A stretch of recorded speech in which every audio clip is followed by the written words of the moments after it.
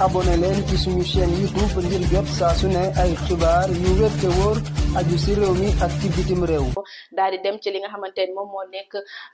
lu jëm ci wàllum lu gën a fës rek ci boppu yéenekaay yi ma bàyyi doyen mu ñëw ñun ci xëtu njëkk ci li nga xamante ni moom lañ leen tànnal niki tey jii. waaw soxna Fatima xam naa dañ koy tàmbaleek rek yéenekaay bi nga xam ne moom mooy Le Dakarois ñoom nag dañoo fësal seen xët wu njëkk li nga xam ne nag mooy at gannaaw bi ñu falee Bassirou Diomaye Faye ci Sénégal ñoom nag ñu gis ne sax ab daal at la boo xam ne atu dictature la daal ñoom lañ ko jàppee at boo xam ne daal wàllum buur ak bume la ñi nga xam ne fan nañ leen muy Bassirou Diomaye Faye wante itam njiital jëriñ Ousmane Sonko dañoo gis ne daal mbirum buur ak bume lañ fiy def ñu lim lu si mel ni ay ñuy wax ñu jàpp leen tëj ak mbirum populisme ak économie boo xam ne daal dafa nërmeelu si ñoom la ñu jàpp wante it mbirum loi interprétative ak nag li nga xam ne rek lañ jàpp ne kon dañuy violer ay droit yu lii di nit ñi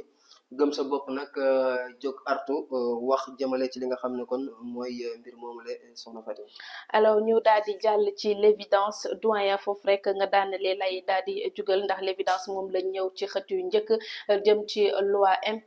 impérative ci wala loi d'abrogation ci li nga xamante ni moom moo nekk partielle de l'amnistie nee nañ nag mouvement parti politique bi di gëm sa bopp ñoom nag ñu ngi woote benn manifestation pacifique le 2 avril prochain également jamono boobu ci li nga xamante ni moom mooy le mouvement des femmes du FDR ñoom nag daal di nañuy dénoncer fermement jëm ci wàllum li nga xamante ni moom mooy jàpp gu ñu nemmeeku waaye également ak aaye bu ñuy aaye certains hommes politiques ñu daal di génn fa nga xamante ni moom mooy territoire national du Sénégal waaye également ay licenciement yu xamante ni nemmeeku nañ ko également l'évidence ñëw nak ñun ci ki nga xamante ni moom mooy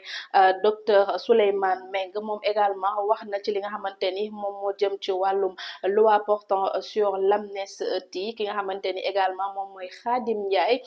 nekkoon fa nga xamante ni moom mooy ay Europe ci ay jamono yu bëree bëri ñibbisi na fii ci Sénégal nee nañ nag Khadim Ndiaye nekk na benn modèle jëm ci wàllum inspiration waaye surtout li nga xamante ni moom mooy patriotisme. waaw le point actu ci lañ jëm moom nag dañoo fësal seen xët mu njëkk soxna Fatima li nga xam ne nag moom mooy mbirum majorité présidentielle maanaam li nga xam ne rek booy xool ay leader politique lañ yu fareek lii di nguur gi wante it li nga xam ne rek moom mooy Sonko ñu ne dafa daal poser ay acte ngir nag ñu tëggaat li nga xam ne moom mooy coalition Yewwi bi nga xam ne dañ ko séq ak nag yeneen leader politique comme ni ma ko waxee léegi wante it fësal nañ li nga xam ne moom mooy gëm sa bopp ak nag génn bi nga xam ne def nañ ko jëmale rek ci li nga xam ne kon mooy doxinu réew mi wante it mbirum loi interprétative bu amnistie bi àddu nañ jëmale ca ñoom sax bokk nañ it ci fekke nañ ko waa APR ci manifestation bi nga xam ne woote nañ ko le 2 avril Cellou Dalein Diallo ak nag jafe-jafe yu am ak li nga xam ne mooy wàllum justice foofu la ca Guinée moom nag muy opposant boo xam ne mën nañu muy opposant numéro 1 ca Guinée ak nag jafe-jafe yu am si wàllub yoon la ñu dikkal soxna Fatima ak mbirum lii di affaire Air Guinée. alors ñu daal di yéeg ci kaw Vox Pop mu ñëw ñun nag ci xët yu njëkk ci li nga xamante ni moom moo xew ca Touba li nga xamante ni moom mooy opposition bi demoon nañ foofule daal di ziar ki nga xamante ni moom mooy Serigne Mountakha Mbacké nee nañ nag moom nag ma ngay woote li nga xamante ni moom mooy nationalisme bëgg sa réew nee nañ nag li nga xamante ni moom mooy opposition bi neexul ba neexul waaye ñu ngi wili pande li nga xamante ni moom mooy gouvernement Sonko ak Diomaye ci li nga xamante ni moom mooy xalif des Mourides également Vox Pop ñëw nag ñun ci li nga xamante ni moom mooy ab yu yaatu jëmale ko ci li nga xamante ni moom mooy 24 mars 2024 24 mars 2025 mu nekk troisième alternance jëm ci wàllum 1 an ci li nga xamante ni moom mooy Diomaye fi nga xamante ni moom mooy au pouvoir nee nañ nag ban bilan rek la ñu mën a xaatim buñ sukkandikoo kii di Moussa Balla Fofana moom nag nee na nag neexul ba neexul waaye gouvernance bi nekk na gouvernance bu am exemplaire jëm ci wàllum ressources naturelles waaye également jëm ci wàllum accès à l'eau surtout li nga xamante ni moom mooy électricité ak nunu mel bu ñu sukkandikoo également ci Waly Diouf Bodiang moom tamit nee ne li nga xamante ni moom mooy 1 an jëm na ci li nga xamante ni moom mooy APR daal dinañu ñàkk li nga xamante ni moom mooy seen pouvoir ba jëm ci li nga xamante ni moom mooy dissolution li nga xamante ni nag mujj sukkandikoo ci ki nga xamante ni moom mooy Seydou Gueye moom nag gis-gisam wute nag lool ak ñeneen ñi ndax nee ne moom neexul ba neexul waaye li nga xamante ni moom mooy 1 an de pouvoir kii di Diomaye li nga xamante ni moom mooy l'allusion dafa daal di jur ci li nga xamante ni moom mooy si nit ñi jiixi jaaxa bi dañ ko daal di nemmeeku lool sax tax na ba mu jur li nga xamante ni moom mooy njaaxare ak li nga xamante ni moom mooy doute ak surtout li nga xamante ni moom mooy inquiétude. tribune yéen kaay dañoo fësal seen xët wu njëkk li nga xam ne nag ñu ne mooy critique yi nga xam ne kon ay sénégalais ñu ngi koy amal jëmale ci amnistie bi ñu ne nag ñii di Pastef daal seenub naxaate ñu ngi cay wéy ba léegi waa tribune ñoom ñoo ko wante ñëwaat nañ ci ab lieutenant colonel boo xam ne nag mu ngay nag wax jëmale ci lii di kon loi boobu sax ba léegi muy jàpp ne kon lu dangereux la ci li nga xam ne kon mooy interprétation loi d'amnistie boobu kon kooku daal di ab lieutenant colonel moom na nit jàpp na ne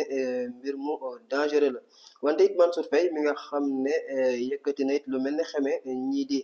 waa Pastef muy xamle sax ne kon Pastef attribué nañ lu ay milliers de mètres carrés kon ak ay ancienne piste ci kon foofu nga xam ne kon moom moo nekk ancienne piste ñu ne Pastef jot na fa sax amal ay mètres carrés yoo xam ne daf ko jagleel siège am kon li nga xam ne kon mu jàppee ko mbirum spoliation foncière ñu dikkaat nañu ci ay cadre gëm sa bopp yoo xam ne kon dañoo génn nee nañ daal dinañ saisir li nga xam ne moom mooy communauté internationale contre nag li nga xam ne moom mooy loi polémique interprétative jëmale ci amnistie bi. alors ñu daal di jàll ci libération ñu ñëw ci ki nga xamante ni moom mooy Waly Diouf Bodiang nekk responsable ci Pastef nee na nag ginnaaw ba ñu war a defee li nga xamante ni moom mooy loi d'interprétation jëm ci la loi d'amnistie nee na daal dañoo war a dissoudre parti bi di APR également li nga xamante ni moom mooy libération ñëw na ci li nga xamante ni scandale bu ñu nemmeeku foofule ca industrie chimique du Sénégal ci li nga xamante ni moom moo jëm ci 192 milliards nee nañ nag li nga xamante ni moom mooy mise en demeure jëm ci li nga xamante ni moom mooy LCS yi nga xamante ni ñoom nag dañoo lànk ne duñu fay li nga xamante ni moom mooy la redevance jëm ci wàllum état bi nga xamante ni daal dina yokku pour ñu mën leen intégrer ci li nga xamante ni moom mooy la SOMISEN pour ñu jëm ci seen wàllum conseil d'administration également libération ñoo nag ñun ci li nga xamante ni moom mooy braquage en pleine circulation foofu le ca Ouakam benn nit bu tudd monsieur Ndiaye ginnaaw ba nga xamante ni dugg na ci banque ba mu daal di retiré ay xaalis koppar yu toll ci 100 millions yi nga xamante ni ñetti moto ñoo ko dar ba yóbbu alalam nee nañ nag buñ sukkandikoo ci dik ginnaaw bañ defee li nga xamante ni moom mooy enquête bi jàpp nañ ci ki nga xamante ni moom mooy Kéba Sall di également Cheikh Moussa Sidibé jàpp nañ ko ba jël nañ ci ñoom li nga xamante ni moom mooy 17 millions li ci des nag récupéré guñ ko waaye ki nga xamante ni moom mooy Souleymane Ba nee nañ actuellement il est activement recherché par la DIC également li nga xamante ni moom mooy collectif des ordures li nga xamante ni annoncé nañ jëm ci wàllum arrêt ci seen liggéey niki mercredi. L'observateur dañoo fësal seen xët wu njëkk at gannaaw bi ñu falee njiit réew mi Bassirou Diomaye Faye ñuy nag ñëwaat ci li nga xam ne nag mooy jot na ko teg ci wàllum économie politique diplomatie agriculture santé ak mbirum liberté d'expression 12 mois yi nga xam ne daal Pastef ràññee na ko ci kaw état bi dikkaat nañu si wante it ab waxtaan boo xam ne seq nañ ko kii di Thierno Alassane Sall dikkaat nañu it ci éliminatoire bu nag mondial 2026 ak match Sénégal Togo bi ñu gis ne sax xawoon na compliqué si ñii di Lions yi ndax nag ab niil boo xam ne 0-0 la sax moo fa mujjee am soxna Fatima. alors dañu koy jeexale ci record mu ñëw ak ñun ci xët yu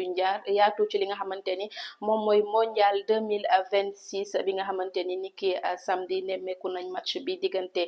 Sénégal ak li nga xamante ni moom mooy Soudan ba match nul daal di ci am 0-0 nee nañ nag instant nii li nga xamante ni moom mooy suñu gaynde dañoo nekk ci haute pression buñ sukkandikoo nag ci record mi ngi xamle ni kii di Pape Thiaw nekk sélectionneur du Sénégal nee nañ nag li nga xamante ni moom mooy l'efficacité nekkul woon au rendez-vous tax na li nga xamante ni moom mooy Lions yi instant ni ñu ngi ci pression waaye ki nga xamante ni moom mooy gaañ-gaañ bi mu am di Pape Gueye ba mu gaañu doon nee nañ nag li nga xamante ni moom mooy suñu prochain match bi nga xamante ni ñu ngi koy amal ak le Togo nee nañ du ci jouer ndax dañ koo déclarer forfait. abonné leen ci suñu chaîne YouTube ngir jot saa su ne ay xibaar yu wér te wóor aju ci réew mi ak ci bitim réew